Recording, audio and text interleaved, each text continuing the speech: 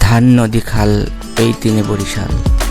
বরিশালের প্রতিটি এলাকায় জালের মতো ছড়িয়ে ছিটিয়ে আছে ছোট বড় অসংখ্য নদী।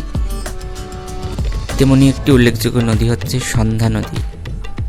আর এই নদীর তীরে গড়ে ওঠা শতাব্দী প্রাচীন এক বাজার, যার নাম পয়সারহাট বাজার। সেখান থেকে স্বাগত জানাচ্ছি আমি সুমিত সাহা। আজকের ভিডিওতে আমি এই বাজারের সার্বিক চিত্র দেখানোর চেষ্টা করব, আর বাজারের ভিতর দিয়ে বিভিন্ন অলিগুলি ঘুরে বেড়ানোর পাশাপাশি এখানকার নদী সংলগ্ন লঞ্চ টার্মিনাল, মাছের আড়ত, পয়সারহাট ব্রিজের সৌন্দর্য আপনাদের সাথে ভাগ করে নেওয়ার চেষ্টা করছি। সর্বপ্রথম আমি বাজারের একদম পশ্চিম পাশের একটা ছোট ব্রিজ দিয়ে বাজারে প্রবেশ করছি। বাজারের প্রবেশ মুখের পরিবেশটা দেখলেই মন ভালো হয়ে যায়। এখান থেকে একদম সোজা পথেই যে গলিটা, সেটাই বাজারের প্রধান গলি। গলিটা বেশ লম্বা, আর দুপাশে প্রচুর স্থায়ী এবং অস্থায়ী দোকান গড়ে উঠেছে। এখানে চারা গাছের জমজমাট বাজার বসেছে। বেশিরভাগ চারা গাছ নৌকাযোগে এখানে বিক্রির জন্য আনা হয়।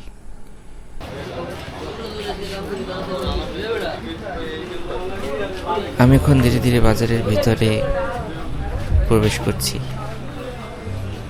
একটা পরিষ্কার পরিচ্ছন্ন পরিকল্পিতভাবে গড়ে ওঠা সিমসাম এই বাজারটি দেখে খুবই ভালো লাগছে।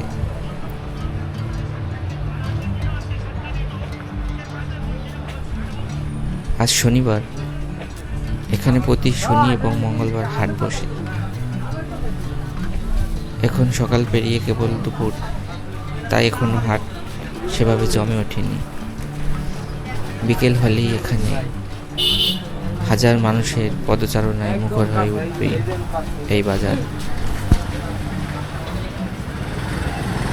গলির দুই পাশে পাকা এবং আধা পাকা স্থায়ী দোকানের পাশাপাশি অস্থায়ী দোকান রয়েছে। অস্থায়ী দোকানগুলোর মধ্যে বেশিরভাগই সবজির দোকান।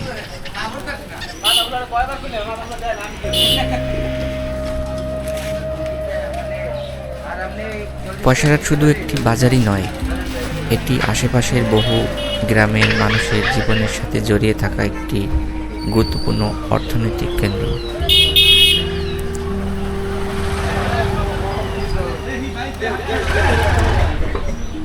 প্রতিদিন হাজার হাজার মানুষ এখানে কেনাকাটা করতে আসেন, ব্যবসা করেন, নিজেদের প্রয়োজন মেটান। গ্রামের অর্থনীতি ও মানুষের জীবনযাত্রার একটি বড় অংশ এই বাজারকে ঘিরেই গড়ে উঠেছে। পয়সারহাট বাজারটি বরিশাল জেলার আগৈলঝাড়া উপজেলার অন্তর্গত একটি ঐতিহ্যবাহী জনপদ।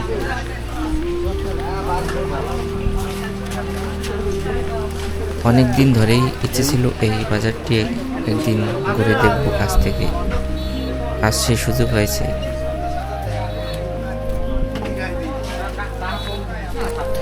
একটি বাজার শুধু কেনা বেচার জায়গা নয়, এটি মানুষের মিলনস্থল। অনেকেই কেনাকাটা শেষে পরিচিত মানুষের সঙ্গে গল্প করছেন, কেউ চায়ের দোকানে বসে আড্ডা দিচ্ছেন। এখানে প্রতিটি দোকানের পেছনে লুকিয়ে আছে একটি পরিবারের জীবিকা, যারা সকাল থেকে রাত পর্যন্ত পরিশ্রম করে যাচ্ছেন। তাদের ঘিরেই বেঁচে আছে এই বাজারের প্রাণ।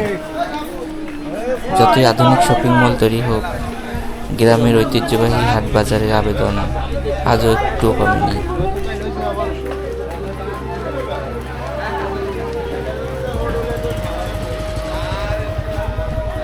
এই মুহূর্তে আমি বাজারের প্রধান গলি দিয়ে হাঁটছি। দুই পাশে সারি সারি দোকান, কোথাও কাপড়, কোথাও মুদি দোকান, কোথাও হার্ডওয়্যার, আবার কোথাও নানা ধরনের দৈনন্দিন প্রয়োজনীয় জিনিসপত্র।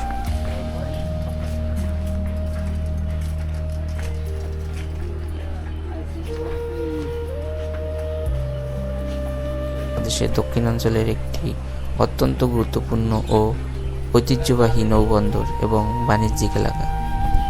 এটি বরিশাল জেলার আগৈলঝাড়া উপজেলার বাকাল ইউনিয়নের একেবারে পশ্চিম সীমান্তে এবং মাদারীপুর ও গোপালগঞ্জ জেলার সীমান্তবর্তী অঞ্চলে পয়সারহাট নদীর তীরে অবস্থিত।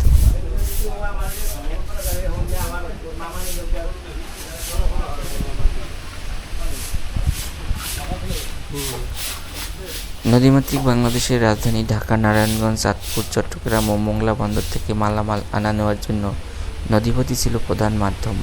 পয়সারহাট তার ভৌগোলিক অবস্থানের কারণে ধান, পাট, কাঠ, বাঁশ এবং বিভিন্ন নির্মাণ সামগ্রী বেচাকেনার একটি বড় পাইকারি বাজারে পরিণত হয়।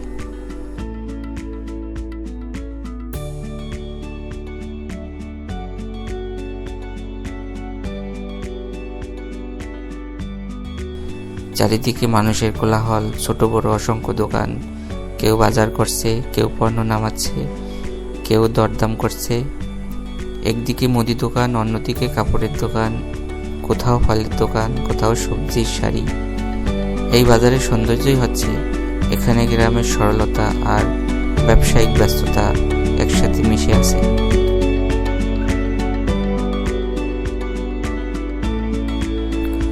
যারা এখানে ব্যবসা করেন তাদের অনেকেই বছরের পর বছর ধরে এই বাজারের সাথে জড়িয়ে আছেন।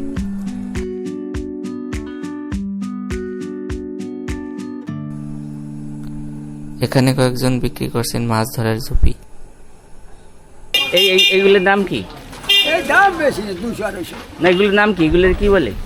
পুরা বলে কুড়ে। আর এই যে এইটা এটা তো ঝুপি ঝুপি। ঝুপি? ও ঝুপি বুঝছি। দেশি আম, কাঁঠাল, পেয়ারা, কলা ইত্যাদি মৌসুমী ফলের সমারোহ। পাশেই সবজির বাজার। সকালে গ্রামের কৃষকেরা নিজেদের ক্ষেতের তাজা সবজি নিয়ে আসেন। মধ্যস্বত্বভোগী ছাড়াই অনেকে সরাসরি বিক্রি করেন। এটাই গ্রামীণ বাজারের সবচেয়ে সুন্দর দিক।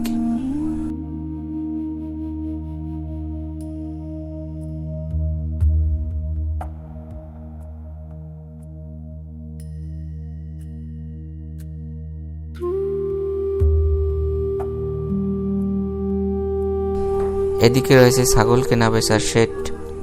কেউ নতুন ছাগল কিনছেন, কেউ বিক্রি করতে এসেছেন। কৃষিভিত্তিক গ্রামীণ অর্থনীতিতে গবাদি পশু এখনও গুরুত্বপূর্ণ সম্পদ। এই হাট সেই চিত্রই তুলে ধরে।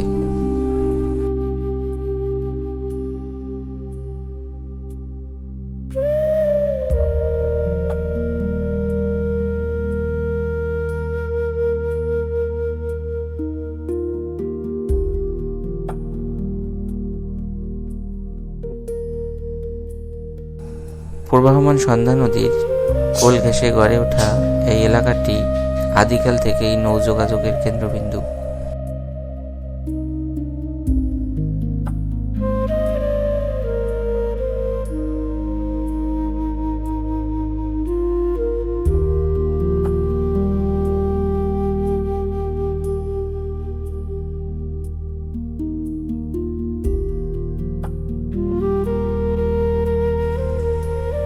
এই বাজারের প্রতিটি দোকান, প্রতিটি হাসি মুখের পেছনে লুকিয়ে আছে কঠোর পরিশ্রমের গল্প।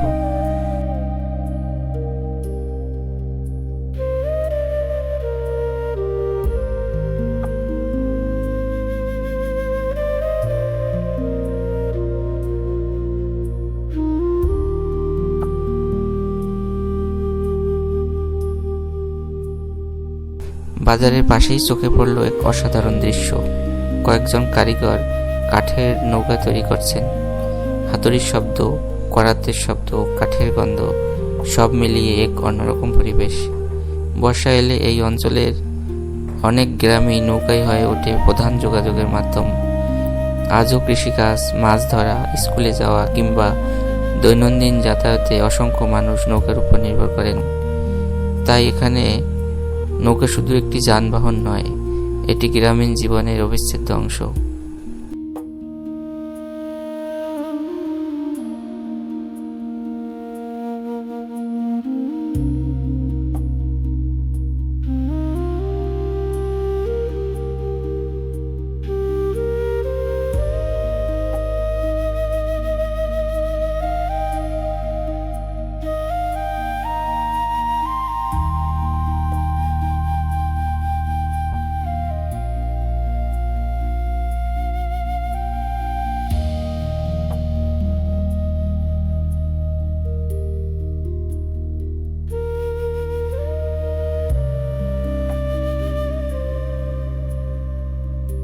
সময় কেবল নৌপথি ভরসা থাকলেও পরবর্তীতে সড়ক যোগাযোগের বিপ্লব ঘটে।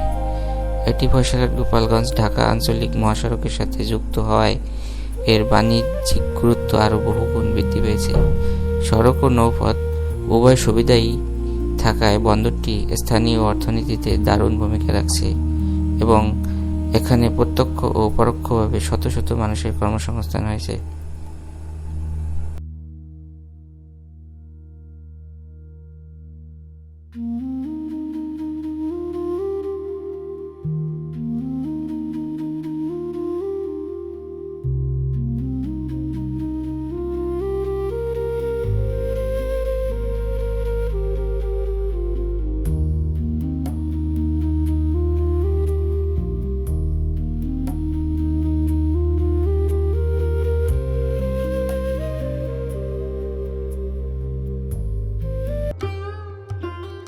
এখন চলে এসেছি সন্ধ্যা নদীর তীরে পয়সারহাট লঞ্চ ঘাটে।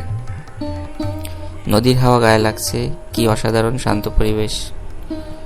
এখানেই দাঁড়িয়ে আমার অনেক পুরনো স্মৃতি মনে পড়ে যাচ্ছে। 2005 সালে এই ঘাট থেকেই আমি মাদারীপুরের উদ্দেশ্যে ট্রলারে উঠতাম। আজ প্রায় 2 দশক পর আবার সেই একই জায়গায় দাঁড়িয়েছি। অনেক কিছু বদলে গেছে, ঘাট বদলেছে, বাজার বড় হয়েছে, নতুন নতুন ভবন হয়েছে, মানুষ বেড়েছে, কিন্তু নদীর দিকে তাকালে মনে হয় স্মৃতিগুলো যেন ঠিক আগের মতোই রয়ে গেছে।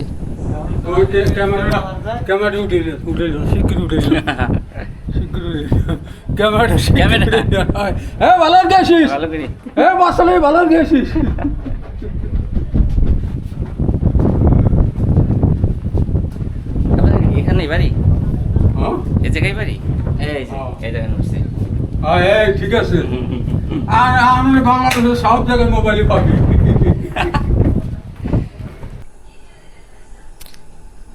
এখানে কয়েকজন কর্মজীবী মানুষের সাথে গল্প করলাম। তাদের মুখে ক্লান্তি আছে, কিন্তু হাসিও আছে। সারাদিন কঠোর পরিশ্রম করার পরও তারা যেভাবে প্রাণ খুলে হাসছেন, সেটা সত্যিই মন ছুঁয়ে যায়। হয়তো সুখ সবসময় টাকার উপর নির্ভর করে না, মানুষের আন্তরিকতা, সম্পর্ক আর সরল জীবনও সুখের বড় উৎস হতে পারে। স্থানীয় লোকজন জানান, এক সময় সন্ধ্যা নদী খুবই খরস্রোতা ছিল। নদীটি প্রায় 1200 থেকে 1400 ফুট প্রশস্ত ছিল। বর্তমানে দখলের কারণে সন্ধ্যা নদীর পয়সারহাট এলাকার প্রশস্ততা সংকুচিত হয়ে গেছে। বর্তমানে নদীর প্রশস্ততা 2 থেকে 250 ফুট হয়ে গেছে। ব্যবসায়ীদের সুবিধার্থে পয়সারহাট ঢাকা 4টি বড় লঞ্চ চলাচল করে আসছিল। নদীর নাব্য হ্রাস পাওয়ায় চলাচল বন্ধ রয়েছে।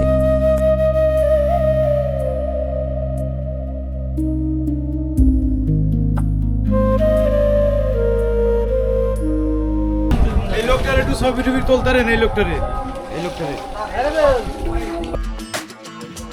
এখন চলে এসেছি বাজারের পাকা ঘাটে। অনেক শ্রমজীবী মানুষ কাজ শেষে নদীতে গোসল করছেন। কেউ গল্প করছেন, কেউ হাসছেন, কেউ আবার পানিতে ঝাঁপ দিচ্ছেন। গ্রামের সহজ সরল জীবনের এমন দৃশ্যগুলো এখন খুব কমই দেখা যায়। তাদের সাথে কিছুক্ষণ গল্প করলাম। অসাধারণ প্রাণবন্ত মানুষ।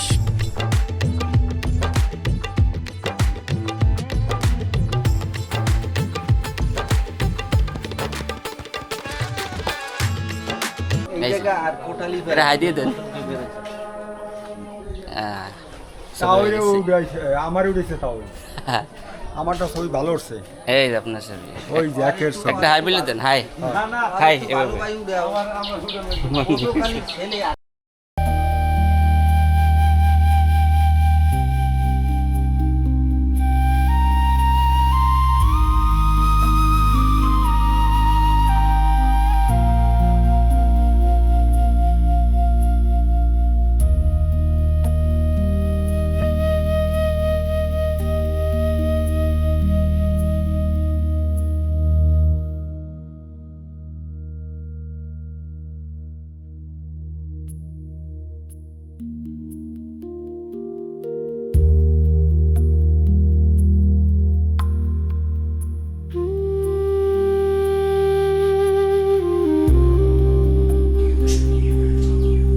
এখানে বড় পরিসরে মাছ কেনা বেচা হয়।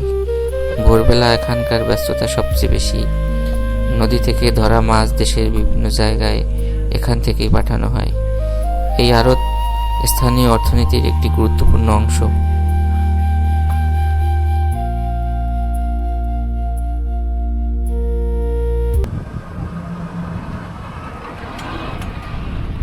ব্রিজের এই দিকটা হচ্ছে গোপালগঞ্জ এবং